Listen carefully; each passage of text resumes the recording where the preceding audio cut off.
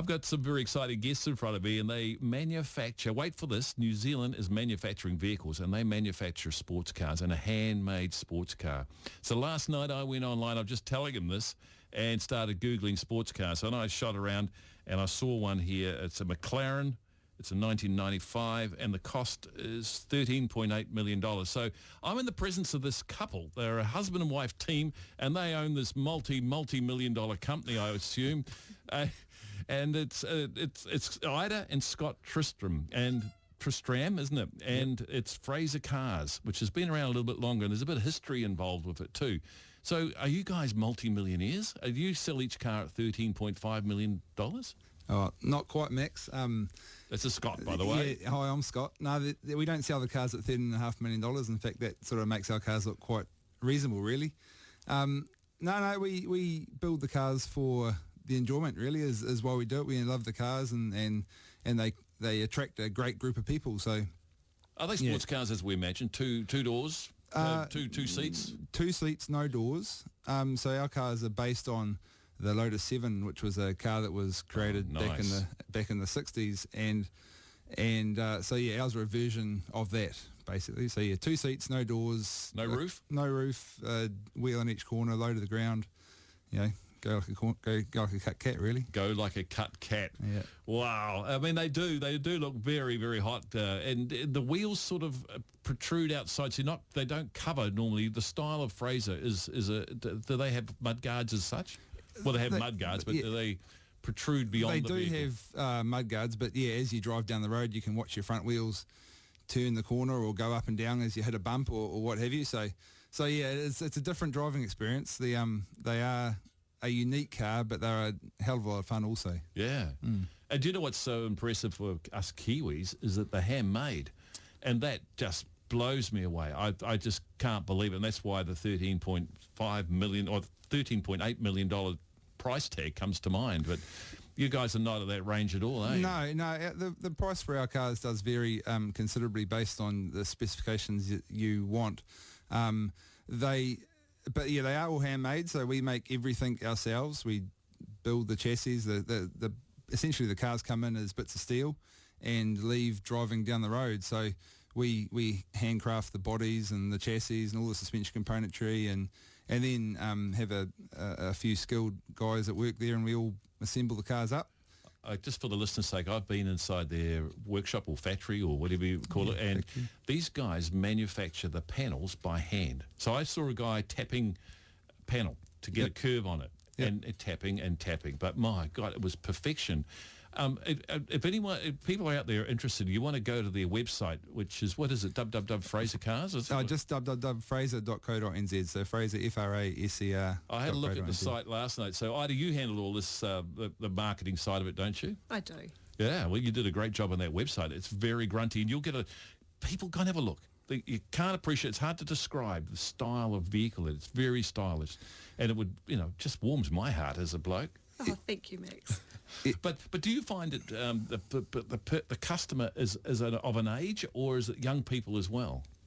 It's a real mix, isn't it, Scott? Yeah, traditionally the customers have been probably slightly older, right. But as we've been growing and evolving as a company, the cars have definitely been appealing to a younger generation of owners, and that's, I guess, for a few reasons. One, that you can assemble the car yourself. You can come home from work and sit down in the garage and build a car yourself if you wanted to, but also I guess you're allowed to build it. You put a kit set together, do you? Yeah, so we can put a kit set together. So and that's in fact how the majority of the cars are sold.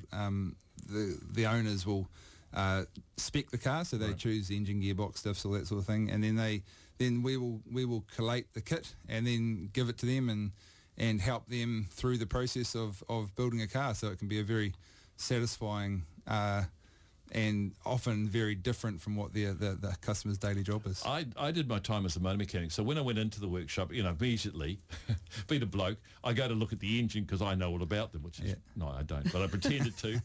And I was amazed because you had a a V8 engine in one of these little tiny sports cars, and it had a turbocharger, I think, on it. Oh, yeah. Well, we haven't done a V8, but we have definitely done V6s. V6s, was it? Yeah, it would have been a V6. See, And there you go. I'm not a very good mechanic. I think you might have spied the Honda K20A.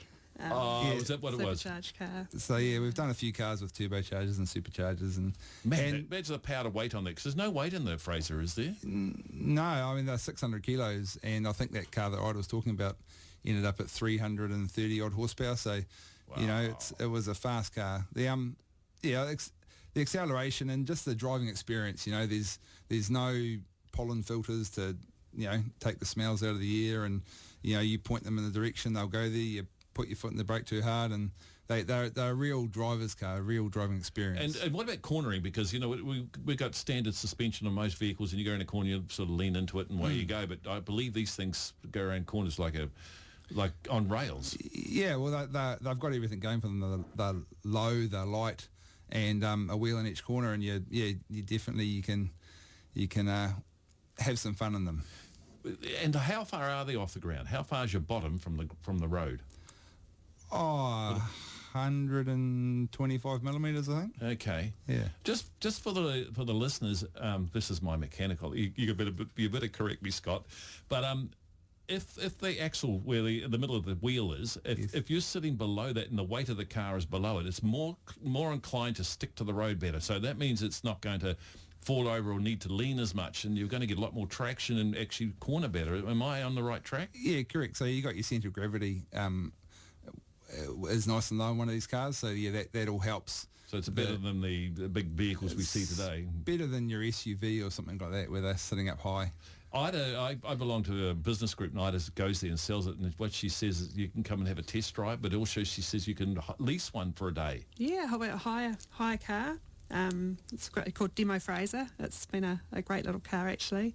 But we had one guy who hired it for a month. So a month? It was on his bucket list to own one of our cars, and that was his way of being able to afford to do it. So. I had a significant birthday coming up, and I was hoping, I hinted, but there was other plans through the day, unfortunately, but I would love to have it for a day on a birthday where you just, Absolutely. Let's go to Thames, or let's go off to some remote pub somewhere and enjoy lunch, and then drive back again with the breeze in the hair and all that sort of stuff. Be fantastic. Yeah, on a coastal road. When you're on their website, there's some good videos, and you've got some good shots of people, cruising them, and you've had some celebrities in them as well, haven't you? We sure have. Yeah, we've had all sorts of people hire and borrow and drive the cars over the years. It's the hire car's been really good. It's something that people can get out and enjoy and take away for the day or the week or weekend or whatever it might be, and have a great experience. So yeah, it's a lot of fun. But you guys are hidden. I know you market yourself well, but in the USA, for example, their whole industry of car manufacturing just fell over. And we years ago, I mean, the British used to make the vehicles, and then the Japanese took them over, and the European car seems to drift away, but it's all moving around this. But you guys are manufacturing in New Zealand. Well, I think Trekkers were made in New Zealand once. Yes. Was there any other cars made in New Zealand, or was it just you guys? Well, yeah, no, Trekkers would probably would have certainly been the biggest. No one knows what a Trekker is, I don't think. No, a little four-wheel drive thing. But they, it was, New Zealand did used to have a motoring industry, I guess, a long time ago. But yeah, it's long since sort of stopped, and now we're building our cars and loving it, having a great time doing what we do. Yeah, and you do it so well as well. Thank you. So could you own a vehicle like that under $100,000? You could. Yep. Yep. Yeah, definitely. The price tag depends a lot on the finished vehicle, as I said before. So they sort of start at probably the $65,000-$70,000 mark, and then work their way up from there, depending on what engines and how fast you want to go and all the shiny bits that add the price tag up. All right. Well, look. Thanks very much, and I think there's so much more we need to talk about. If Radio Live bring me back, I'm going to get you guys back. Would you be happy to come in and tell us more about it? Yeah, we'd love to come in. Absolutely. All right, Fraser Cars, get onto that website, guys, and have a look at it. We'll now go to a break, but thanks for coming in, both of you. Thank you, Max.